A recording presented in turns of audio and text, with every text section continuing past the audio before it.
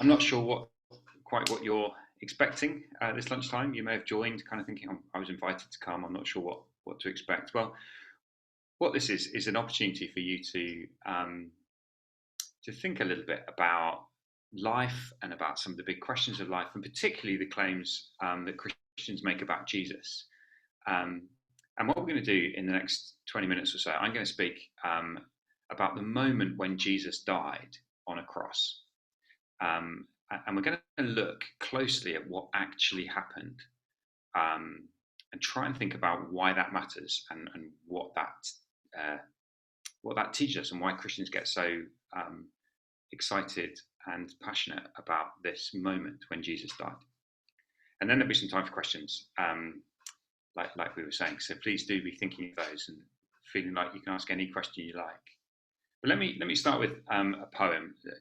Let me see if you recognize these words. They shall not grow old as we that are left grow old.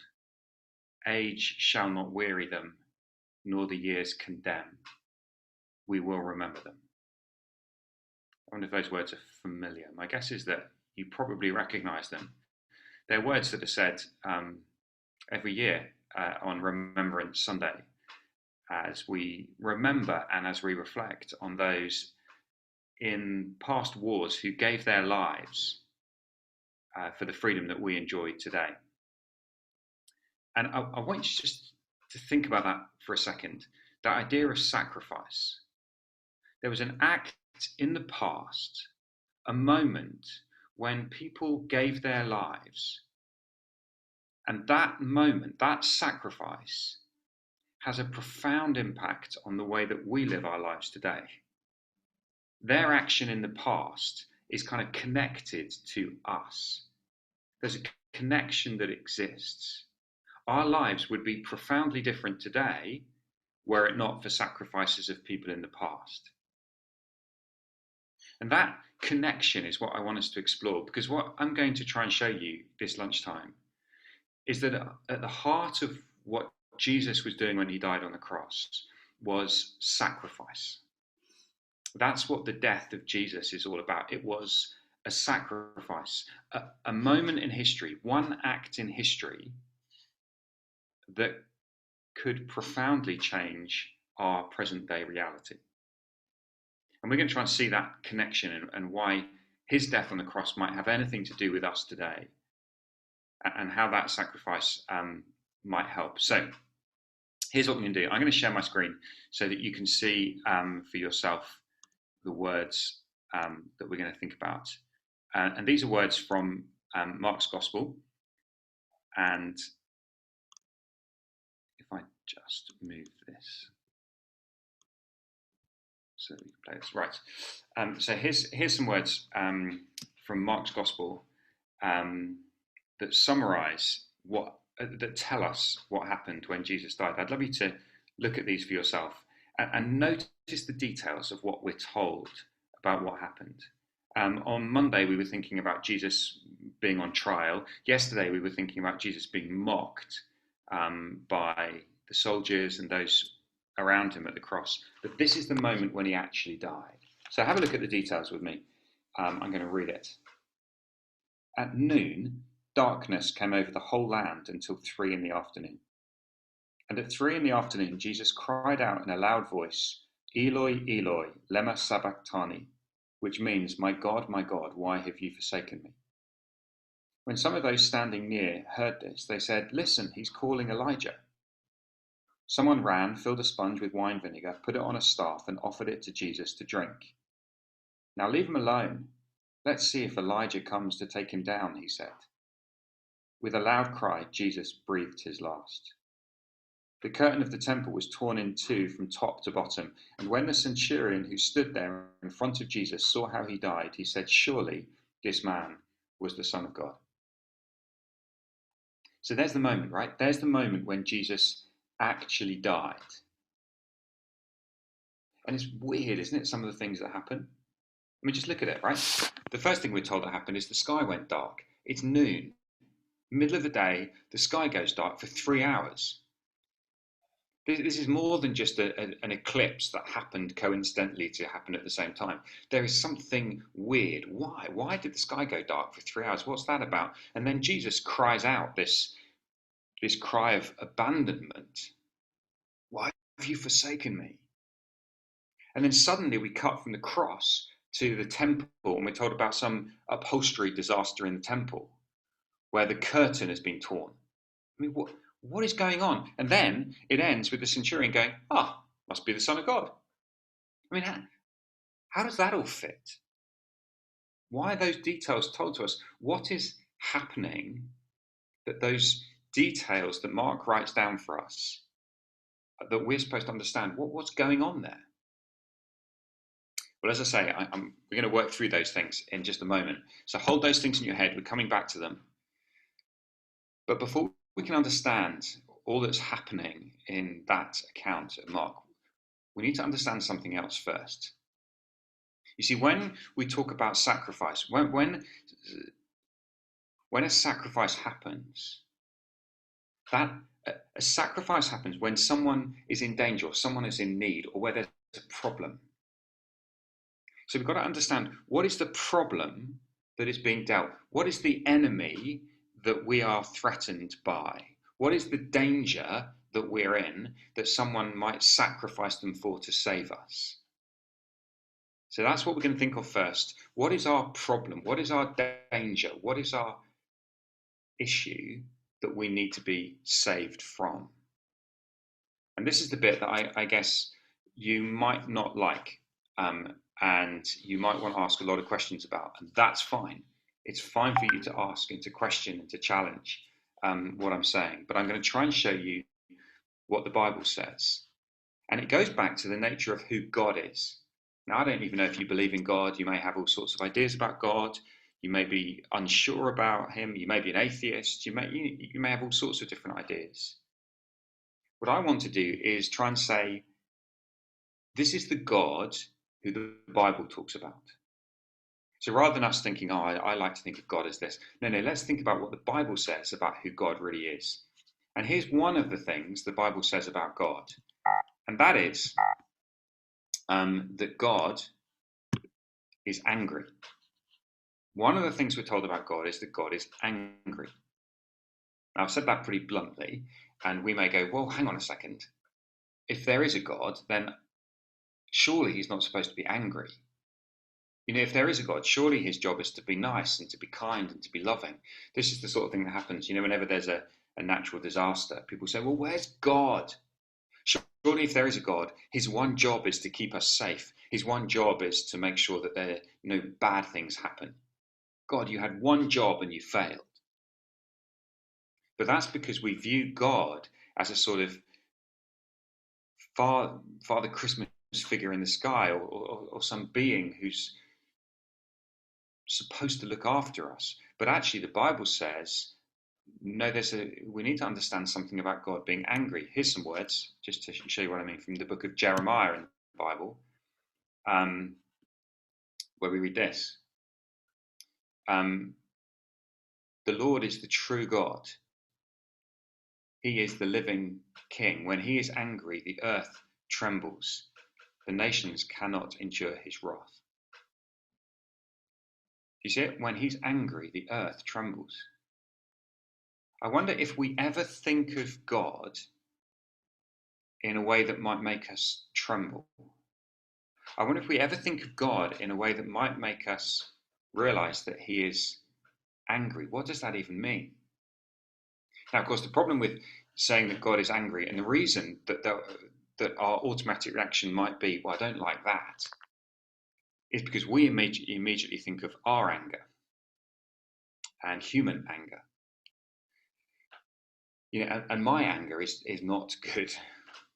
My anger is an anger that comes from frustration, and my anger is an anger that comes from a selfish irritation when things get in my way or spoil my day. Or, here I am going out for a drive, and I'm stuck in a traffic jam, and I look around and I think, how dare you decide to drive today? Why do you need to be out today?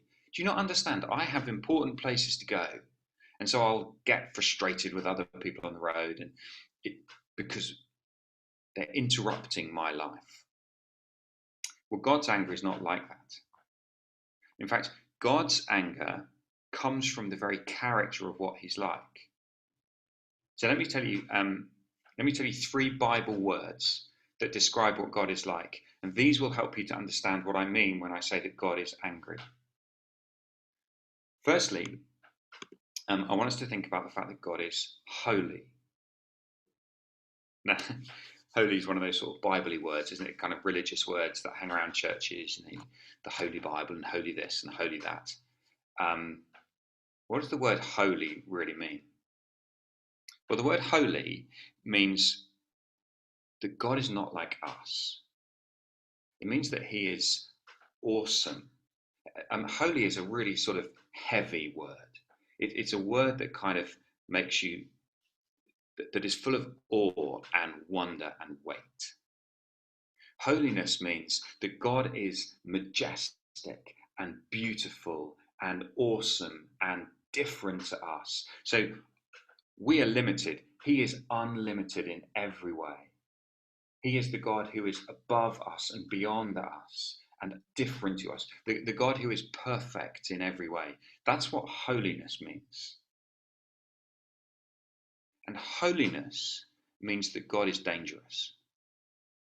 Again, I realize I'm using language that might surprise you, but I'm trying to get us to see this. Do you know, there are many places in the Bible where God says to people, don't come too close to me because I'm dangerous. God's holiness makes him dangerous. There's a man called Moses, and God met with Moses, and God said to him, don't come too close. Take off your sandals. You need to be careful as you approach me. You can't just waltz into God's presence. You can't just rock up to God and go, hey God, how's it going? Lovely to see you. Hey, do you want to be friends? Because God is holy. And because God is holy and pure and perfect, that means he cannot tolerate anything that is not pure and perfect and holy. Because holiness and unholiness cannot mix. And so God, at one point, told his people to build him a temple. So they build a temple, and God said, I'm going to come and live in the temple. And the bit in the very middle of the temple was called the most holy place. And God said, you can't come into that place. And so God said, you need to put up this big, thick curtain to keep people out, because God's holiness is dangerous. And when I talk about God being angry, what I mean is that God's holiness cannot tolerate sin, cannot tolerate unholiness and impurity. It has to be kept away. And so God says, you need to be kept away from me because I'm holy. So that's the first thing I want us to see about what I mean when I talk about God being holy. I used to do chemistry many years ago, and I spent a year in a laboratory doing experiments. It was a joyful year of my life. And most of my experiments were done in a glove box, which is this ridiculous piece of apparatus, because the experiments I was doing meant there could be no oxygen in. It would mess up the experiment if there was oxygen. So you had to get all the oxygen out, and then you had these huge, great rubber gloves that you put your hands in.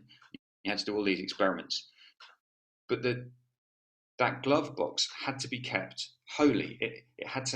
Oxygen had to be kept out because it would spoil everything. So if you ever wanted to take anything in or out, it took about half an hour just trying to get. Anyway, it doesn't matter. You don't need to know details.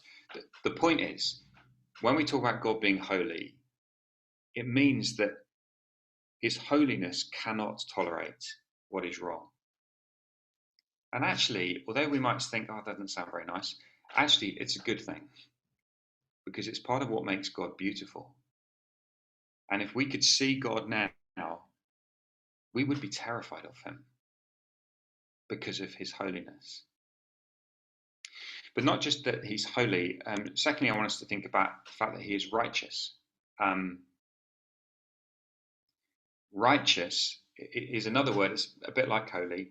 It means that God is right, always right, and only right all the time. My mum always used to tell the story of a teacher at her school who, if you did a good piece of work, then you were given an A. Okay, that's fairly standard. Although they've changed it all to numbers now, which is just very confusing. Anyway, if you did a good piece of work, you got an A. But if you did a really good piece of work, like if it was better, then you'd get an A plus. But if you did a really, really good piece of work, this teacher had a system where you could get an A double plus.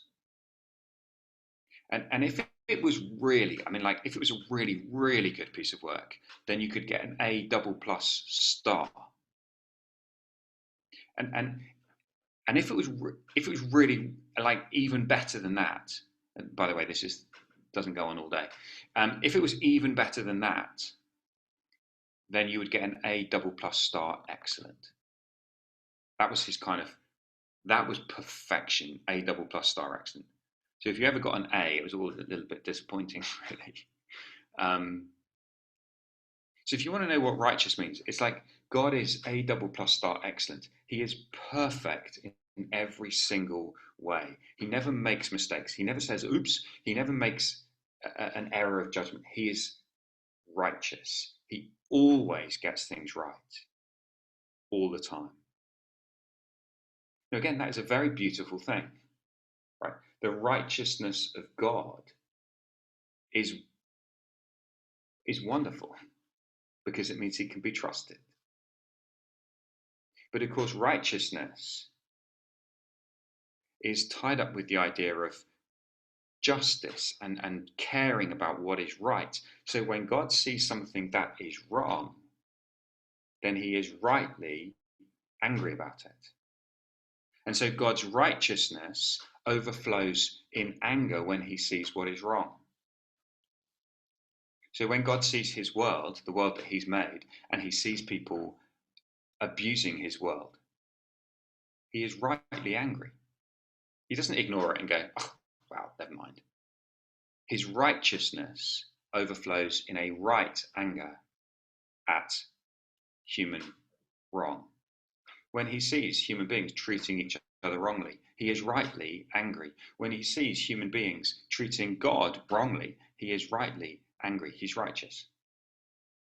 At which point you might say, this is like the worst miserable talk I've ever heard in my life. Why did I come and listen to this for a lunchtime? God sounds horrible and miserable. Well, here's the third thing about God that helps us to understand his anger, and that is that he is love. So when I talk about God's anger, we need to understand that anger is also a function of his love. Because God is love, that is why he gets angry. Right? We have to understand this, okay? Anger and love are not mutually exclusive. If someone runs up to one of my kids in the street and punches them in the face, and I shrug my shoulders and go, oh, well, never mind, these things happen, you would question my love for my kids, right? A function of my love for my children would be anger. A right anger at the wrong that's been done to them. And so it is that God so loves this world. He loves this world that he made. He loves the people that he made, that when he sees us doing wrong, he is right. His love flows over in anger.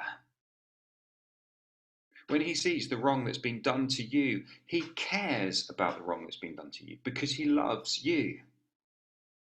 And when he sees the wrong that is done in our world, his anger flows over, his love overflows in anger, right anger. So here it is, right? Here is our big problem. God is angry. It is a holy, righteous, loving anger. Very different to my anger. My anger is often selfish and self-directed. God's anger is holy, it's righteous, and it's loving. But that's the problem. You see, the problem is, therefore, that God is angry with humanity because of the way that we have acted. His holiness is dangerous, his righteousness demands justice, and his love overflows in anger. Okay, now with all of that, now let's go back to what happened when Jesus died on the cross, because I want you to now see all that's happening and try and understand the sacrifice. The big problem is God is angry. Here's what happened. Let's work our way through it. At noon, darkness came over the whole land until 3 in the afternoon. So the first thing that happened is darkness. Why did it go dark? Well, in the Bible, darkness is a picture of God's anger. When darkness comes, it has the idea of God's anger with it. And we may say, well, of course they're angry. I mean, of course God's angry. They're killing his son. But that's not what's going on, because God's anger is directed not at humanity, but God's anger is directed towards Jesus. That's why Jesus cries out this strange cry. He cries out, my God, why have you forsaken me? You see, as Jesus dies on the cross, he experiences the anger of God. He experiences the punishment that human wrong deserves. He is shut out from God's presence. He's cut off from God. And the reason that's so surprising is because Jesus is the only human who's ever lived who's been perfect. You see, Jesus comes as the Son of God, and so Jesus is the one who is holy, who is righteous, who is love himself. And he comes into this world and he lives a perfect life. And so you say, well, why is he dying? Why is he experiencing the anger of God? Because he's done nothing wrong. And that's precisely the point. That's the sacrifice. Jesus takes the anger that I deserve. Jesus steps into the place that I deserve. And so the reason that Christians get so excited about the cross is because at the cross, the anger that should fall on me fell on him, the Son of God, so that I might go free.